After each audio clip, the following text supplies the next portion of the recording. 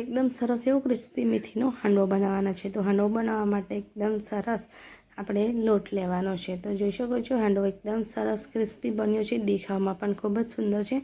અને આ રેસીપી તમે બાળકોને ટિફિનમાં પણ આપી શકો છો અને લંચ કે ડિનરમાં પણ બનાવી શકો છો। તો તેના માટે સૌપ્રથમ મેં અહીં હાંડવાનો લોટ લીધો છે, તો મેં ઘરે જ રેડી કર્યો છે। તો હાંડવાનો લોટ કઈ રીતે રેડી કરો એની રેસીપી મેં ઓલરેડી મારી ચેનલ પર શેર કરેલી છે, તો તમે જઈને જોઈ શકો છો।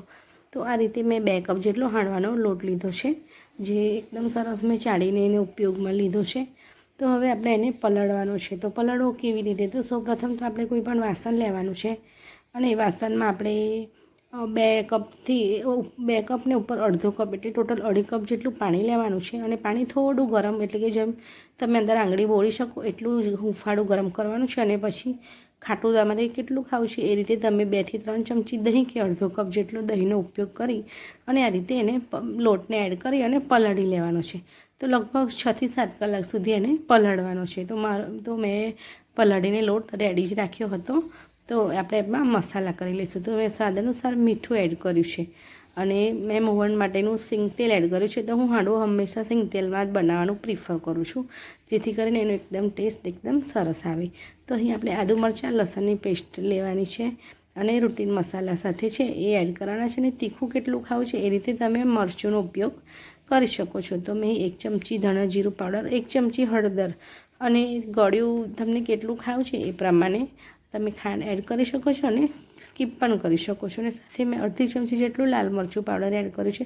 લાલ મરચું પાવડર તમે સ્કીપ પણ કરી શકો છો, એકલા લીલા મરચાં પાવડરનો ઉપયોગ પણ કરી શકો છો। અને સાથે જ મેં અહીં 1 ઝૂરી જેટલી મેથીની ભાજી ધોઈને એડ કરી હતી। તો જેટલી ભાજી વધારે હશે એટલો હાંડવો એકદમ સરસ બનીને રેડી થશે। અને સાથે જ સફેદ તલ એડ કર્યા છે 2 ચમચી અને પિંચ જેટલો જ મેં સોડા એડ કર્યો છે, જે આપણે ભજીયામાં ઉપયોગ કરીએ છીએ એ સોડા ઉપયોગ કરવાનો છે। અને જો તમારે સોડાના ઉપયોગ કરવા હોય તો તમે સ્કીપ પણ કરી શકો છો। તો હવે આપણે એક તડકો તૈયાર કરીશું। તો મેં સિંગ તેલ લીધું છે, લગભગ 3 થી 4 મોટી ચમચી રાઈ એડ કરી છે, હિંગ એડ કરી છે, સૂકા લાલ મરચાં એડ કર્યા છે મેં 2 થી 3 નંગ જેટલા। અને આ તડકો આપણે જે બેટર બનાવીએ છીએ એમાં રેડી દેવાનો છે। અને હવે બધું જ એકદમ સરસ રીતે આપણે મિક્સ કરી લેવાનું છે। તો એકદમ સરસ આપણે એને હલાવી લેવાનું છે। તો હાથેથી હલાવવાનું છે, થોડું તમે સ્ટાર્ટિંગમાં ચમચાથી હલાવો તો કંઈ વાંધો નહીં, પણ પછી આપણે એને હાથેથી જ એડ કરવાનું છે। તો એકદમ સરસ રીતે આપણે એને મિક્સ કરવાનું છે। અને તમને જે પણ મસાલા કોઈ ઘટતા હોય તો મસાલા તમે એડ કરી શકો છો। અને આ રીતે તમે જોઈ શકો છો એ જ રીતે આપણે લગભગ 7 થી 8 મિનિટ કે 10 મિનિટ સુધી એને ફીણવાનું છે, જેથી કરીને એકદમ સરસ અંદર એર બબલ્સ રેડી થશે અને આપણો હાંડવો એકદમ સરસ ફૂલી અને એકદમ ક્રિસ્પી થશે। અને તમે સોડા નહીં એડ કરો તો પણ એકદમ સરસ ફૂલીને ક્રિસ્પી હાંડવો થશે।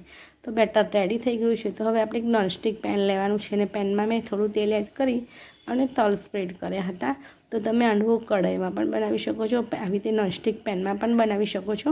અને હાંડવાનું કુકર હોય તો ટ્રેડિશનલી તમે કુકરમાં પણ બનાવી શકો છો। તો આ રીતે મેં બેટર એડ કરી દીધું છે અને ઉપરથી પણ આપણે તલ સ્પ્રેડ કરીશું, જેથી કરીને ખાવાની પણ ખૂબ મજા આવે અને દેખાવ પણ બહુ સરસ આવે, તો છોકરાઓને પણ ગમે। તો બસ આ રીતે આપણે ઢાંકી અને ચડવા દેવાનું છે। તો એક બાજુનું પડ આપણે પરફેક્ટ તમે જોઈ શકો છો એ રીતે ચડી જવું જોઈએ। તો આમ તો જ તમે જો પલટાવશો તો સરસ હાંડવો ઉતરશે, નહીં તો હાંડવો તૂટી જશે કે એનું જે ઉપરનું લેયર છે એ ખરાબ થઈ જશે, એવું બધું થશે। એટલે આપણે એકદમ પરફેક્ટ ઉપરનું પડ રેડી થાય પછી જ હાંડવાને પલટાવવાનો છે।